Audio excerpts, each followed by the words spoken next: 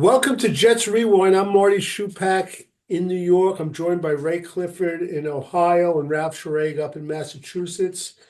Today is Friday, January 10th, 2025. We're 2 days away from what, Ray?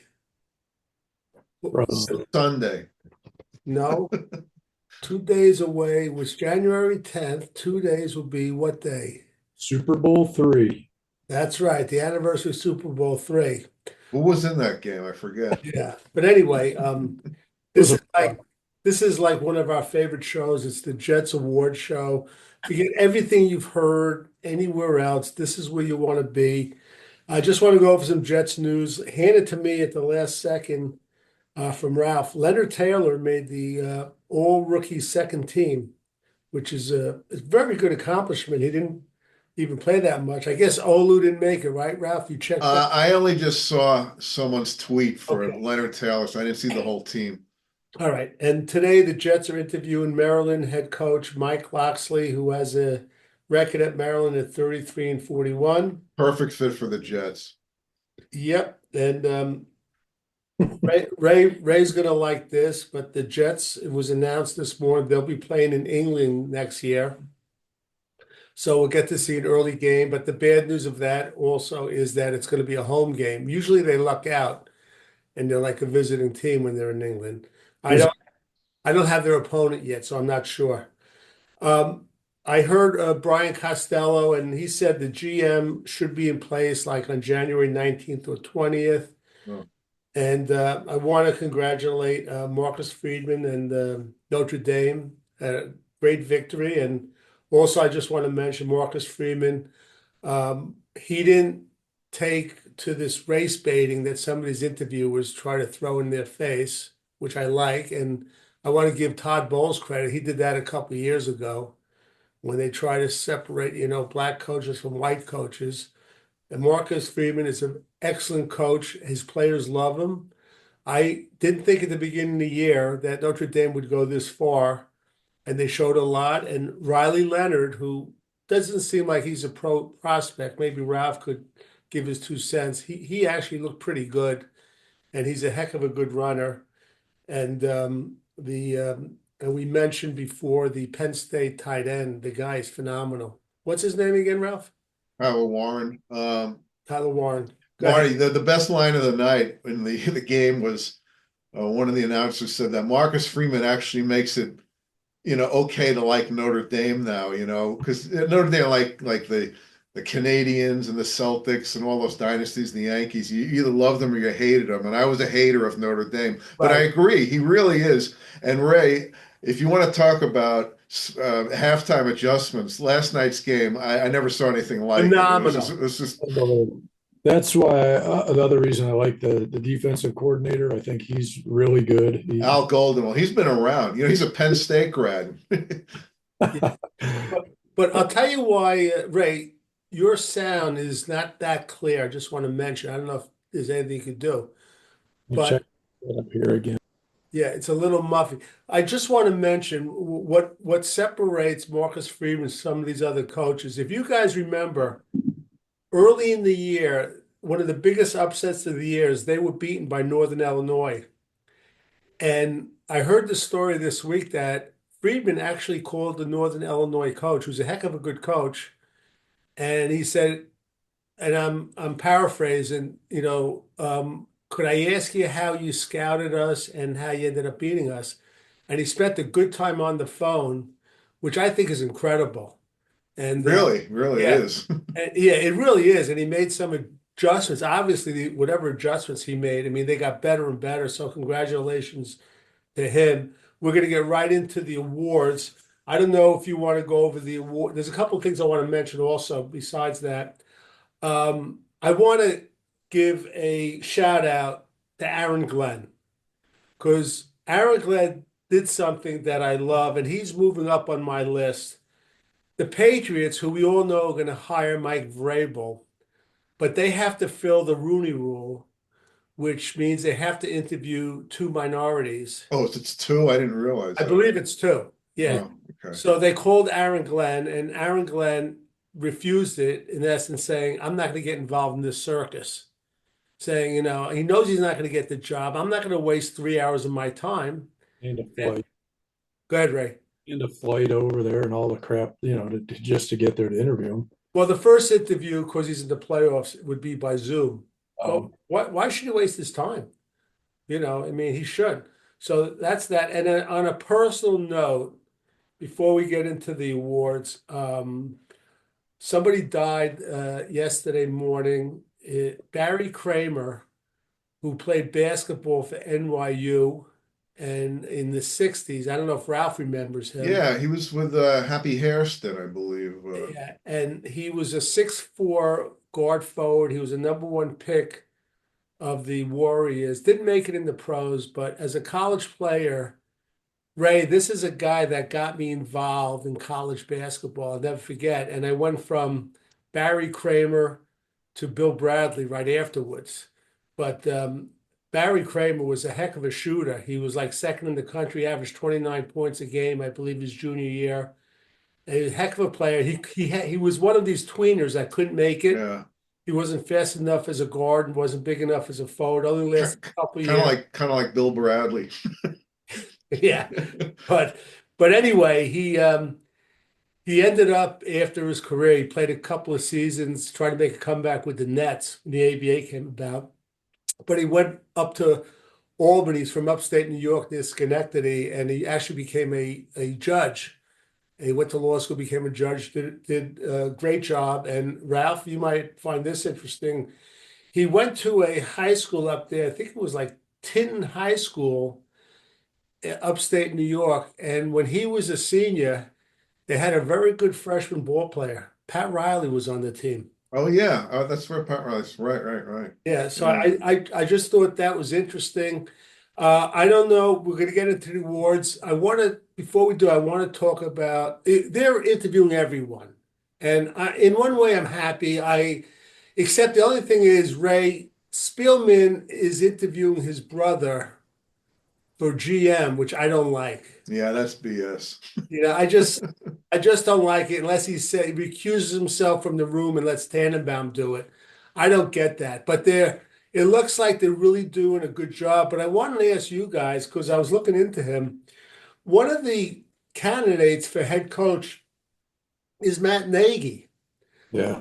And I was looking at his record, and he didn't really have a great quarterback. He made the playoffs one year. He just missed it on this field goal. What's the negative about this guy? He seems like he was a pretty good coach his first time around. You talking to me or Ray here? Well, I'll talk to Ray, and you can chime in. Go ahead, Ray. What do you remember about him?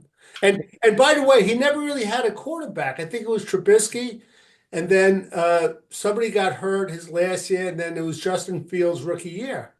Ray, what's wrong with this guy? He seems like he'd be a very good candidate. Well, I mean, my guess would be just like anybody else, you're judged by your record more than anything else. And after a while, I mean, I don't really remember a lot about him as a coach. I just remember that I think they expected more out of him, more out of, the team. And when you don't perform, I don't think that's fair, but I think that's a lot of what they look at. If you're not winning, coaches, a lot of times the first thing you change, coaches or the coach, So I don't know. I didn't follow him enough. When I saw his name, my first reaction was, I don't know if I want that guy. And it's just because his record there. I mean, he might be a great coach for all I know, but he didn't get the job done, and that's where they draw the line. Yep. All right, Ralph, I want to ask you about Nagy. His record, by the way, in 4 years was 34-31. He made the playoffs twice. And I tend to think guys usually have two chances. And if they're a good coach, they'll improve. And, we all know about Belichick. Pete Carroll. And I think three chances, actually. yeah. Who's the guy from the Raiders years ago? Shanahan. Yeah. Right. Yeah, that's true. Okay, a few thoughts on him. One, he was like sort of I forget who the general manager was. They were sort of a piece. Ryan Pace, was it? Yeah, yeah, yeah.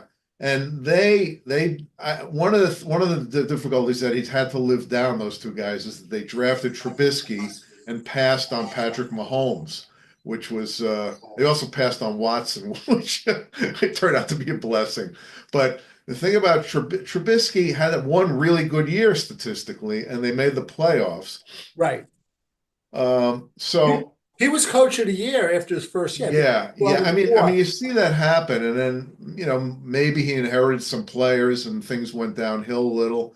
But I think the fact that Trubisky, sort of deteriorated, and they saw him as as responsible for not developing him. But when I look at the Kansas City Chiefs, and you look at Bieniemy, and you look at him, who he was before Bieniemy and after Bieniemy as the offensive coordinator.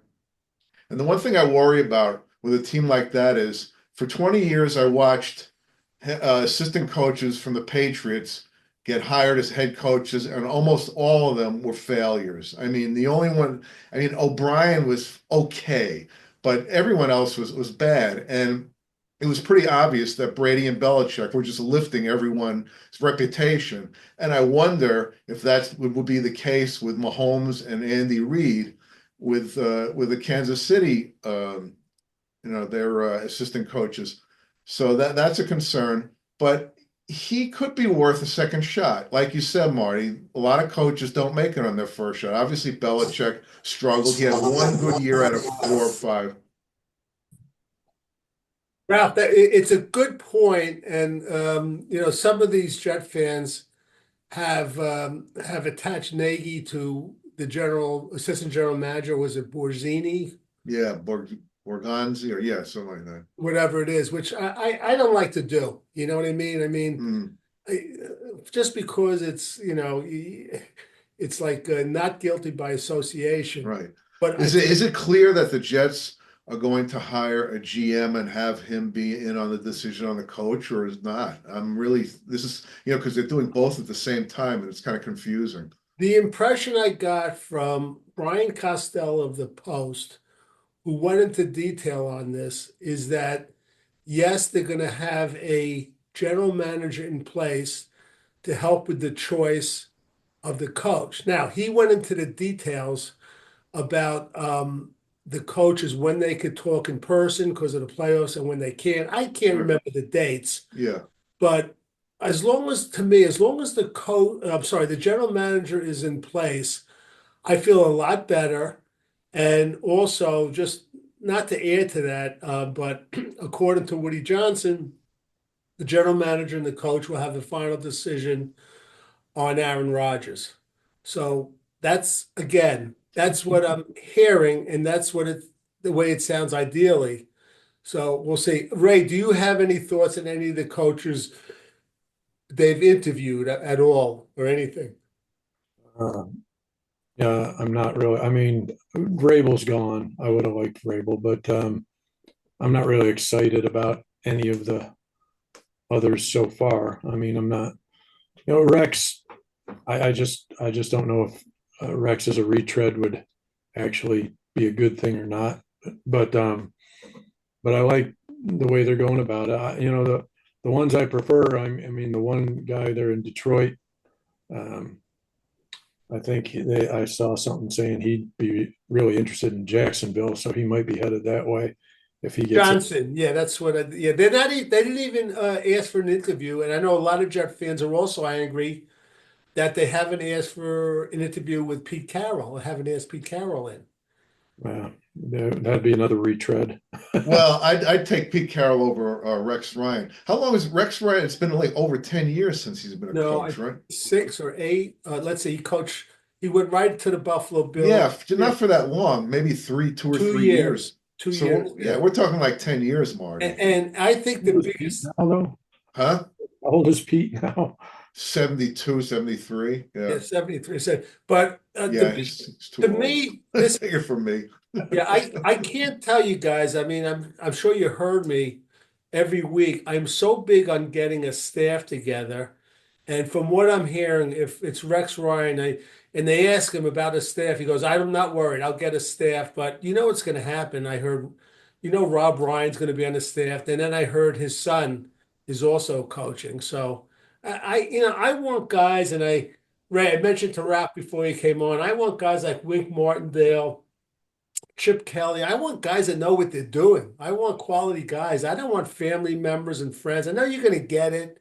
That's the nature of the beast, but I want a good coaching staff. You, All right, you ready to get into the awards? you know what? Like I was telling Marty before you got on the air, Ray, doing coming up with these nominees for all these things made me so sick to my stomach. Just reliving the season. Movies that have the Cons Award. This is the Con Not Awards. That's right. Okay, here we go. The first award is the Butt Fumble Award. That's the most embarrassing play of the year. Here are the nominees. Aaron Rodgers' 92-yard pick six to Leonard Williams. Clemens' failure to contain Josh Allen to clinch the game. Corley dropping the ball when he ran over for a touchdown. Sauce Gardner spun like a top by the wide receiver and allow the Patriots to win. And Greg Zuerlein misses the game winner against Denver, the beginning of the downfall. All right, who wants to start? Ray, you can start. All right. Well, as bad as Corley's was, I'm voting for the Leonard Williams pick six. I just felt like that was. I mean, you could also, that's almost a duplicate of the Minnesota pick in the London I game. know, but a lineman going 92 yards. Just Well, Even a young one who's, okay. Oh, but Ray, what really puts salt in that wound is like the play before Garrett Wilson was wide open. yeah. I mean, you, me, and That's Ralph would have right. thrown the pass. All right, so you picked the pick six. I'm going to go next, Ralph. I'm going to say Corley when he dropped the ball. To me, it typifies the whole season. It really does.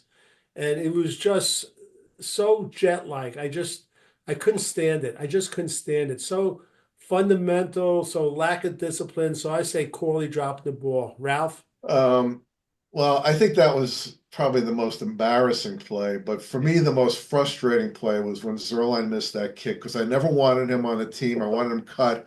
And listen, if he had made that kick, the Jets would have been 3-1. Do you think that would have changed the arc of their season? I really do. I think it was.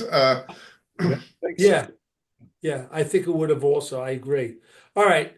Ray, were you going to say something about that? no, I just agreed with what he said. It could have changed the season. I think Right. it started the old "here we go again" mentality. All right. Ralph, you're going to start the next one. The biggest dud on offense. Here are the nominees. Tyrone Smith, Williams. Boy, Mike Williams, that seems like that was 5 years I ago. know. It's unbelievable. Malachi Corley, Jeremy Ruckett, and Xavier Gibson. Go ahead, Ralph. I'm going to go with Malachi Corley. Joe Douglas bragged about getting the fourth best receiver in the draft. The guy literally had 3 touches the whole year. I mean, it was an embarrassment. I mean, and it's amazing that Malachi Corley, for a guy who's only had 3 touches, is the biggest embarrassment in so many different ways. You're right. Good one. All right, Ray, you're next. Yeah, I think I'm going to have to go with that one too. Not just because of the 3 touches and the fumble, but because of how he talked himself up going into the season. So, the Yak King is more like a Yak Queen on this year. So, Right. I'm not going to follow suit. I'm going to go with Tyrone Smith.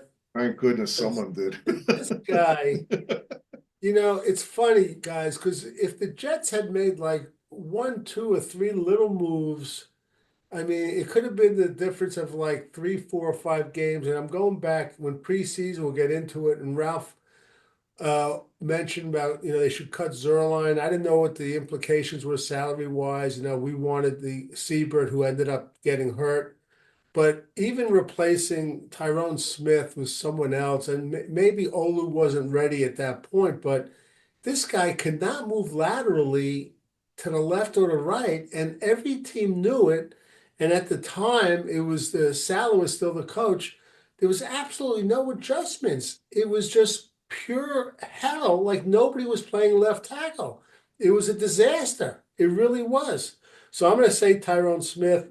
The next one I'm going to start, biggest defensive dud, Michael Clemens, Hassan Reddick, Sauce Gardner, DJ Reed, or Clark. Who was his first name? See? Chuck. Chuck Clark. Oh, that's interesting. I'm just going to go with Michael Clemens. And you know what? A lot of it's not his fault just because he should have been on the field. But he had 1.5 good games I counted out of 17.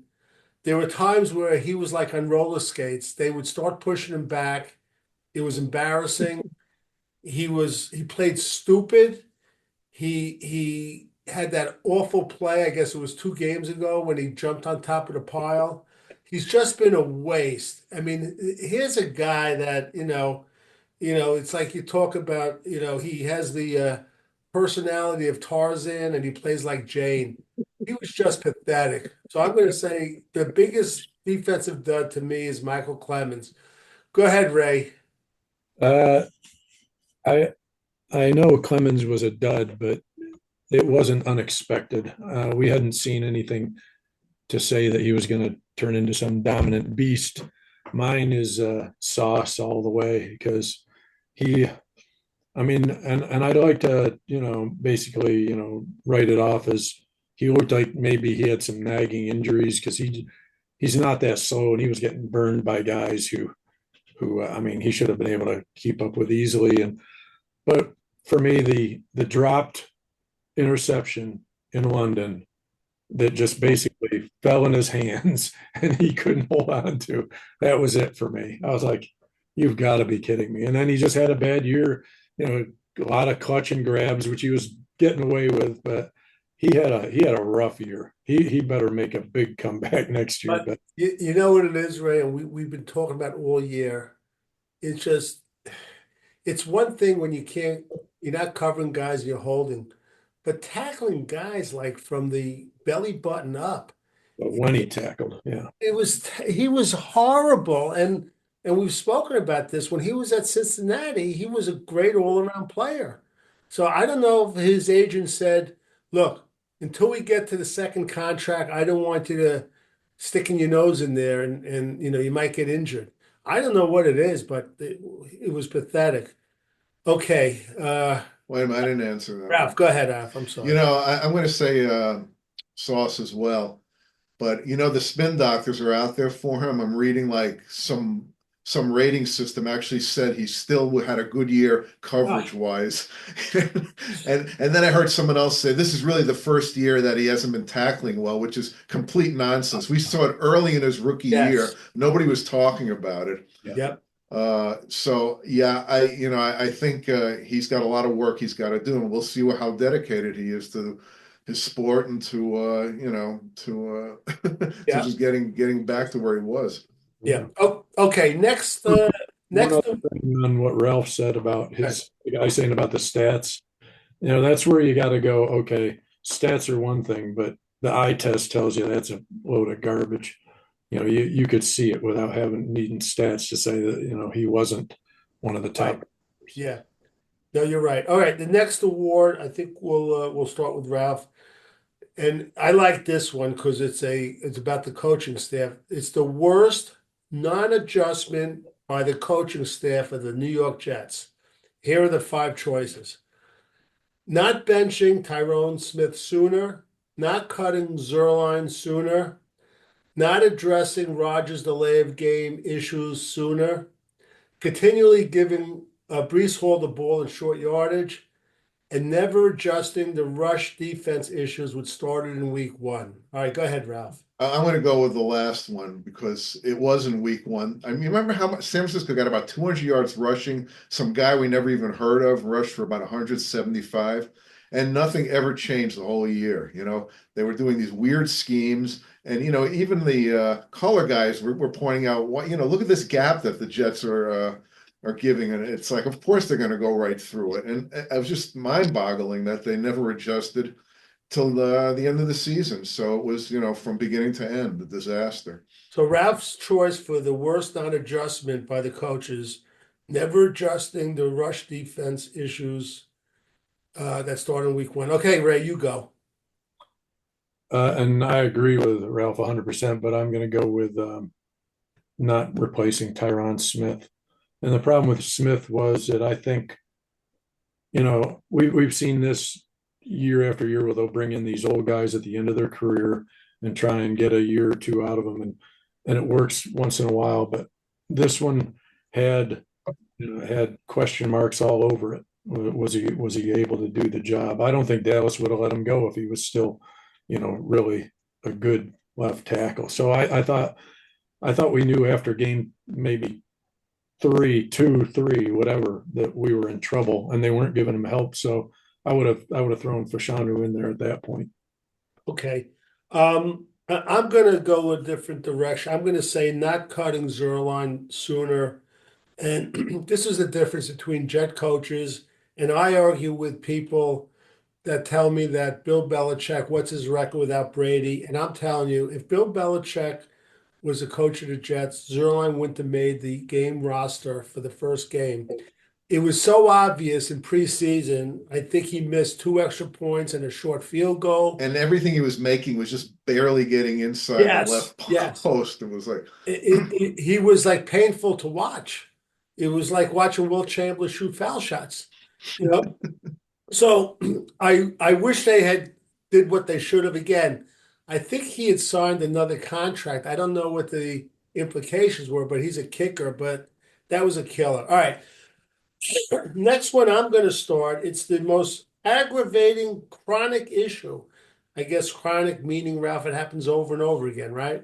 I guess so, yeah. All right. Was it Alan Lazard's drops? Aaron Rodgers' killer interceptions? Sauce's inability to tackle? The offensive line inability to get a yard when needed? Ooh, this is close. I know. I would actually, out of the 4, there's 2.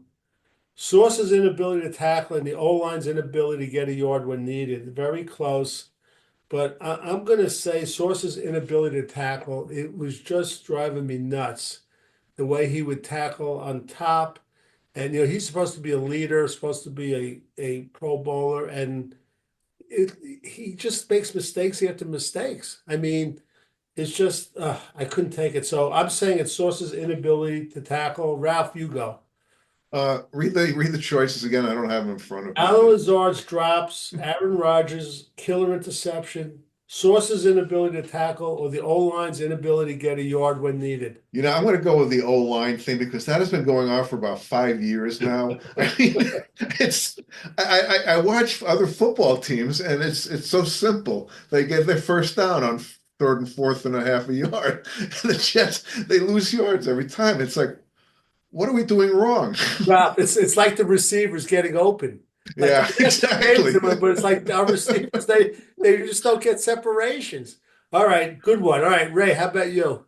I was thinking the same thing, the whole line. I mean, I also think you could roll that one into, the coaches because they continued to use Brees, which didn't at all. But the fact that and that's why I chose that one too, is this isn't just this year.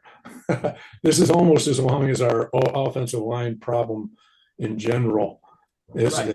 This has been going on again and again, and it's actually embarrassing now. It's embarrassing that we can't, and sometimes it's not even a yard. Sometimes it's like 6 inches and we don't come even close to it. And the thing is the personnel has changed so much. I mean, this year was a whole different, and it's the same thing. Well, could I ask you a question? We like him, and he's the only offensive player that's played every snap. But Joe Tippmann, do you think he has enough bulk or grit to go forward when it's like 3rd or 4th and 1? Is he getting pushed back? I mean, he's had a pretty good season, but is that part of the problem?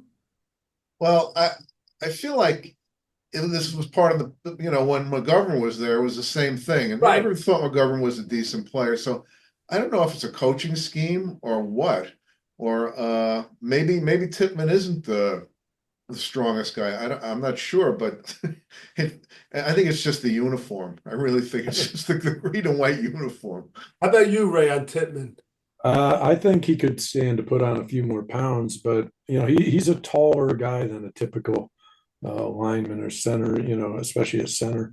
But he looked like he put on a little weight from his rookie year to this past year, and if he can put on a little more, I think Right. he'll be a little bit more effective. But I don't want him to take away too much to be less able to be able to move, Right. pull things like that. So Yeah. He did pretty good pass blocking, and he had a couple of untimely penalties, but he wasn't bad. All right, Ray, we're going to start with you. You're Joe Douglas for the day. oh goody. Who's the first player you would show the door? Here's the choices. You got seven choices. Sure. Alan Lazard, Tyrone Smith, Hassan Reddick, Michael Clemens, Greg Zerline, Aaron Rodgers, or Javon Kinlaw. I hate that guy, by the way.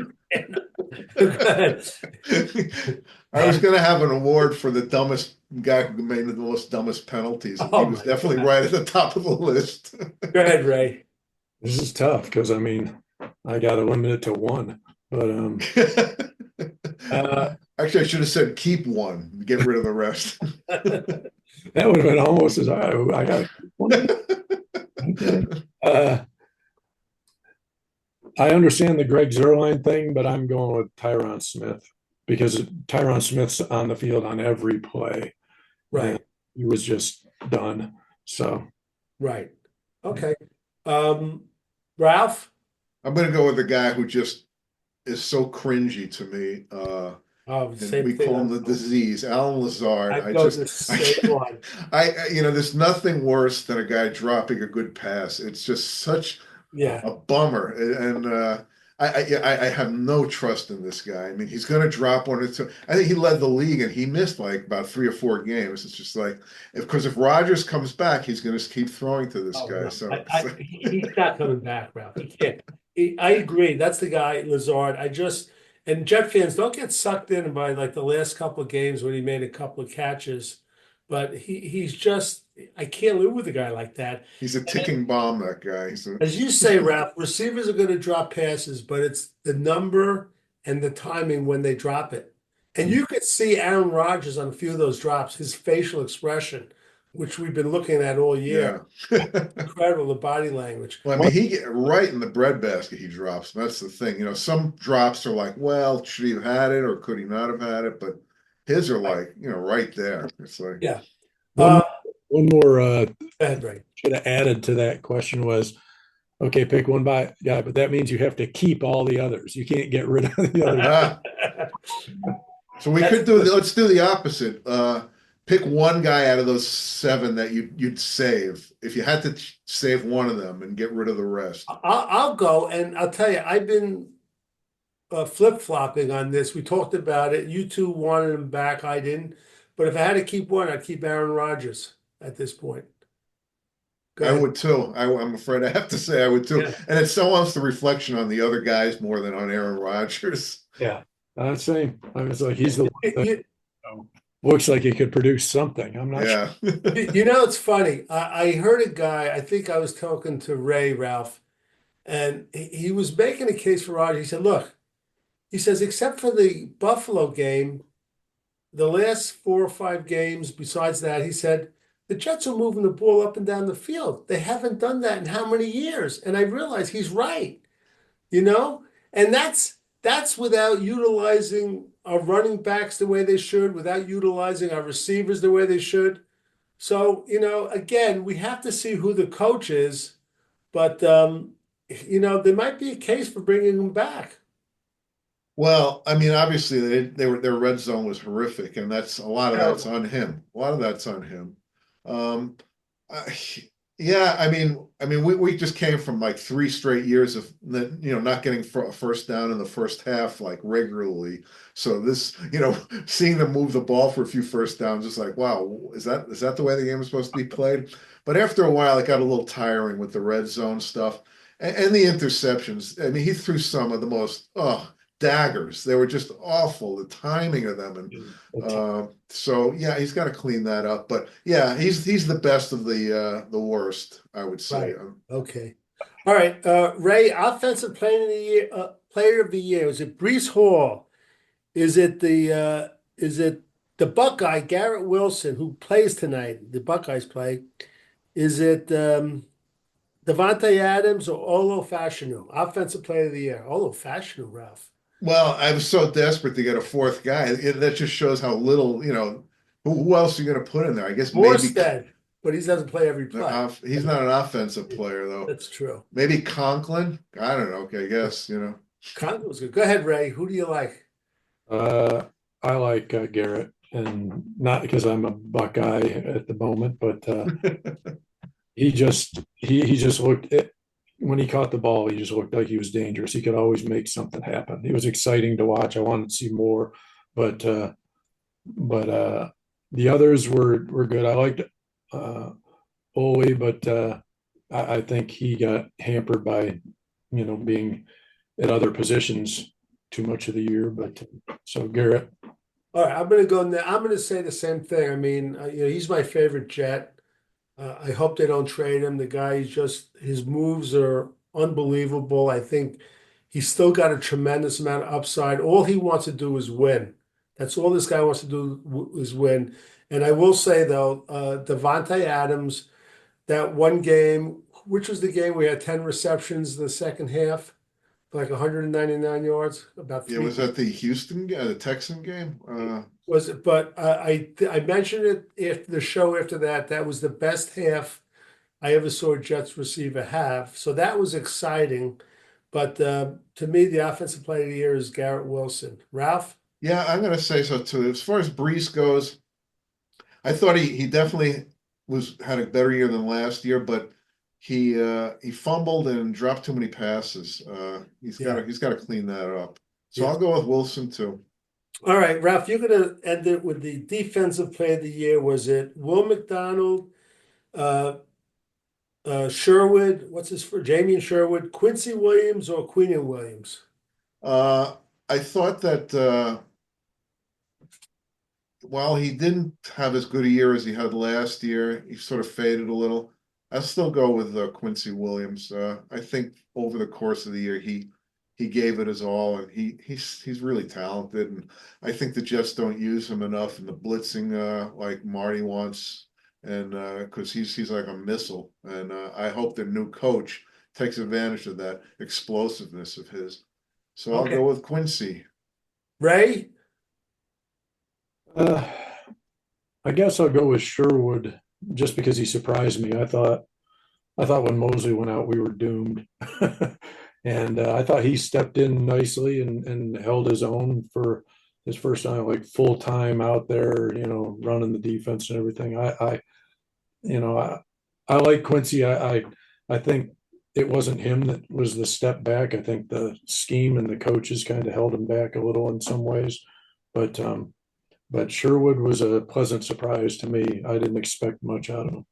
Right. I'm going to agree with Ray. And I wasn't in love with him. I think in baseball, some of these ball players, they are like what they call accumulators as far as stats.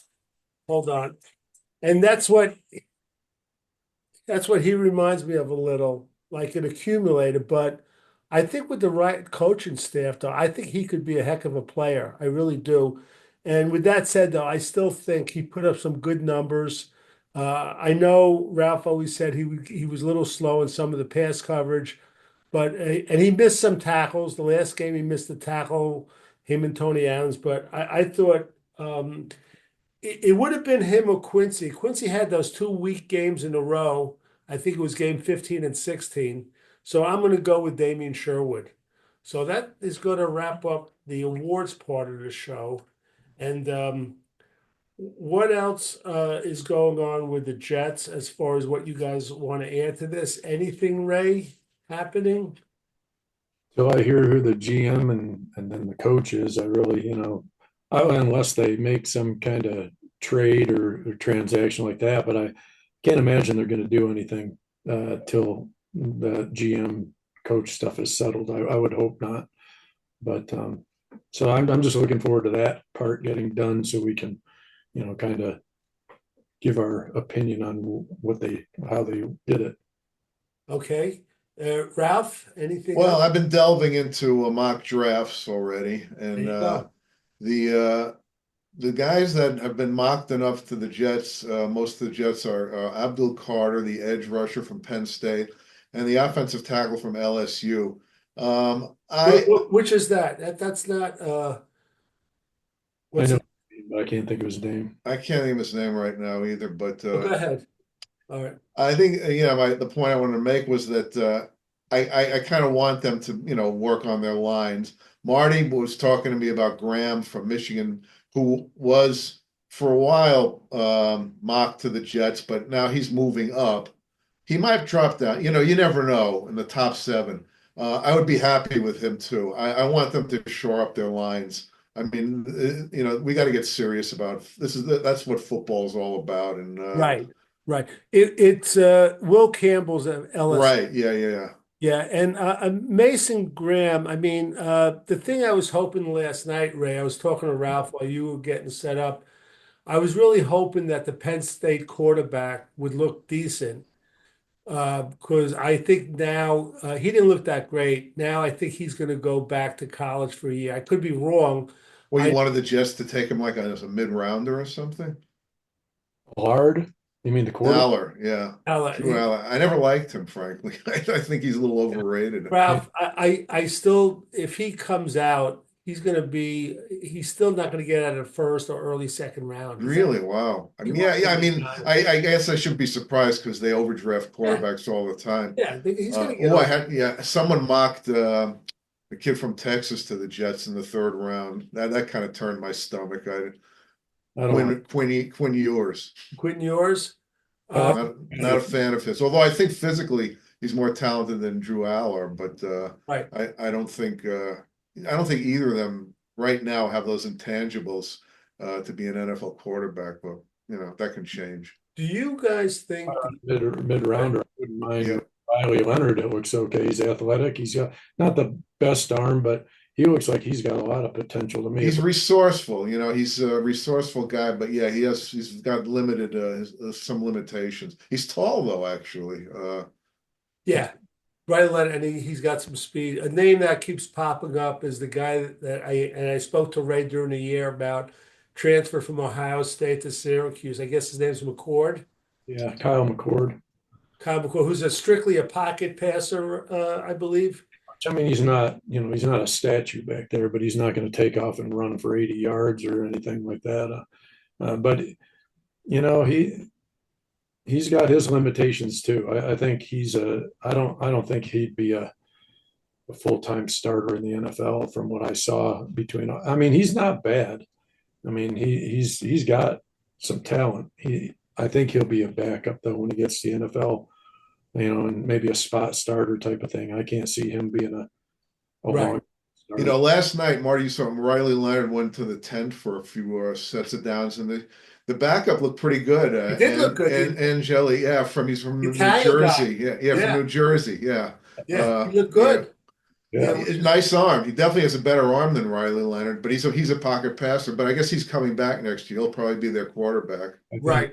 In all the head coaching positions, I didn't hear this guy's name once because he's very young, but the guy from Arizona State, Dillingham, who Hmm. I think is a heck of a coach.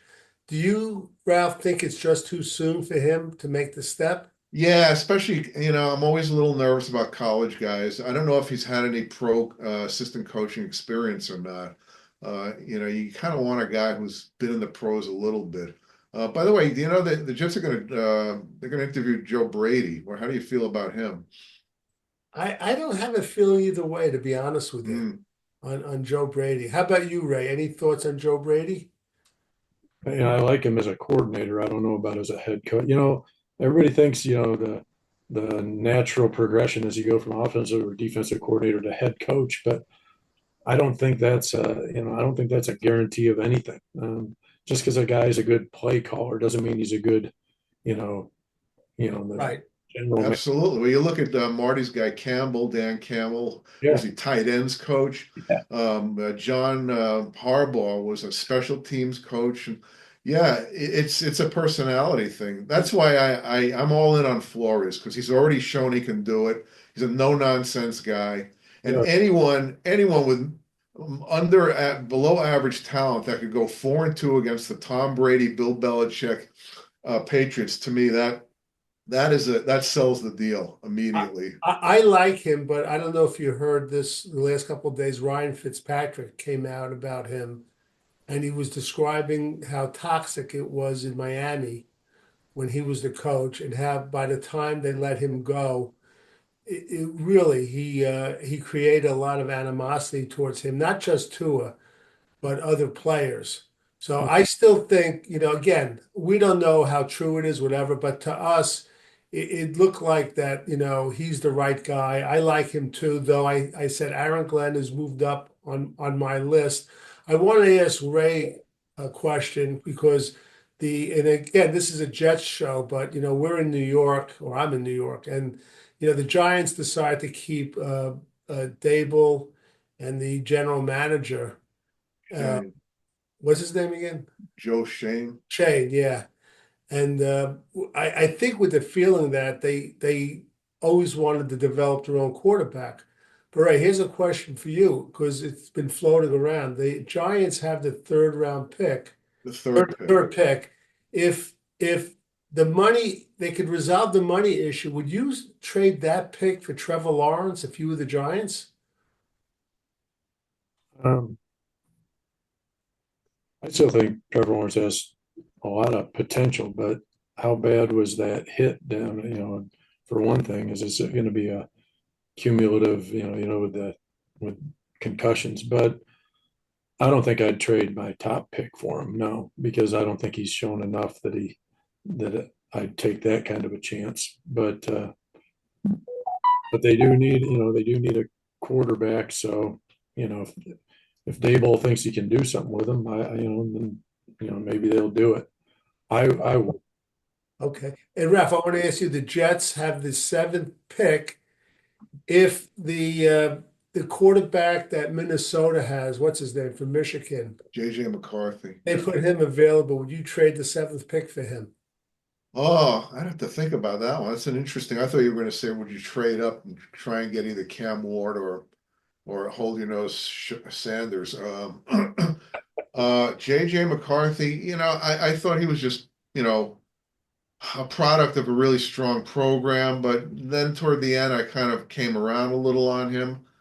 Uh, you know If you, what? by the way, and I'm not no Michigan fan, but if you look at the way he played, they didn't call on him a lot to throw long. No. You watched every game, and he made a lot of good passes on third down when he had to. He did. I'd think about that. I would definitely think if it's just for a seventh, just for that pick, or would they have to throw more in? Let's say, don't forget, he's coming off a knee injury. So Yeah, look at this scenario. They trade him for that pick. He has another redshirt year under Aaron Rodgers. The Jets would have to take their offensive and defensive linemen second and third round. yeah, Is it a really good scenario for the Jets, for McCarthy, and for everyone involved, Ralph? yeah. The longer a quarterback sits, to me, the better.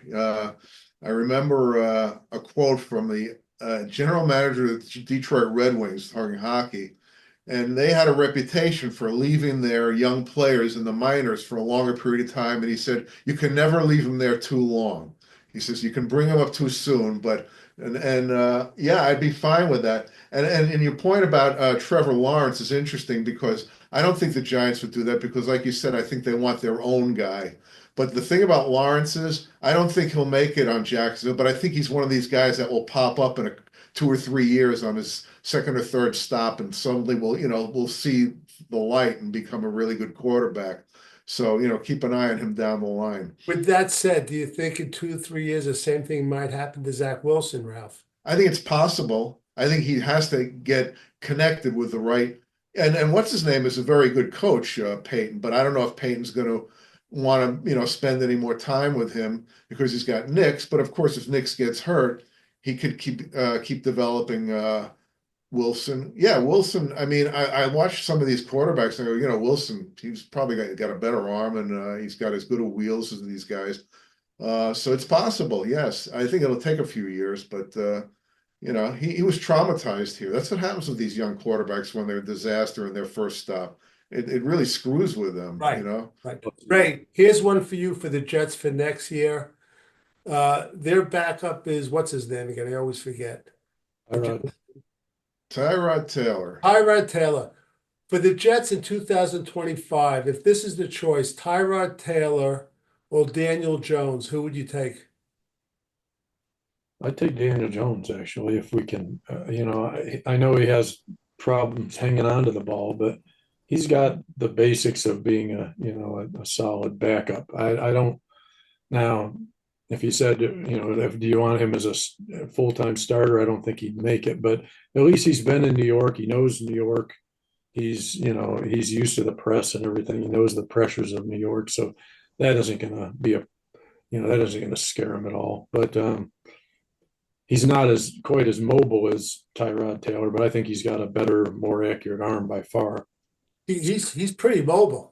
I mean, remember that run he made where he ran out of gas? It was like about 80 yards. He's got some wheels. Yeah. Tyrod's more elusive and that kind of mobile. Sure, no question about it. Slow either. Right. I see a situation that opens up like a Sam Darnold situation, a 1 year show me deal. I just don't know the team it's going to be. I've always liked him a bit.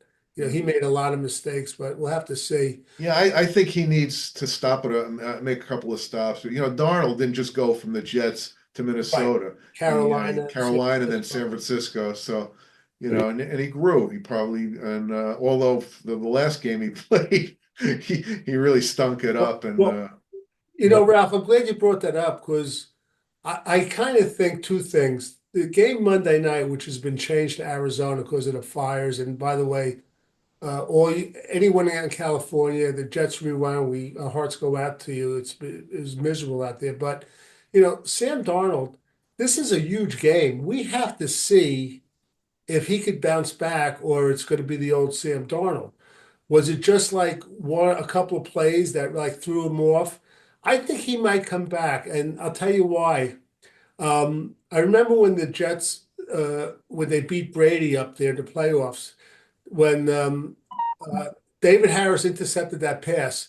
Even though it wasn't, the Jets didn't kill him. If you watch Brady, he was not the same after that play.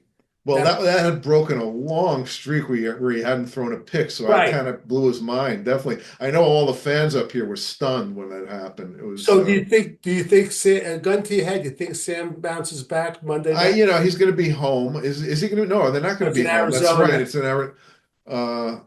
Against the Rams. Right. Yeah. I'm not going to judge him poorly on a bad game. Every quarterback can have a bad game. I think part of the reason he was successful this year is he was put in a good position, which you can say about most quarterbacks that has a lot to do with their success. So I think he'll be all right.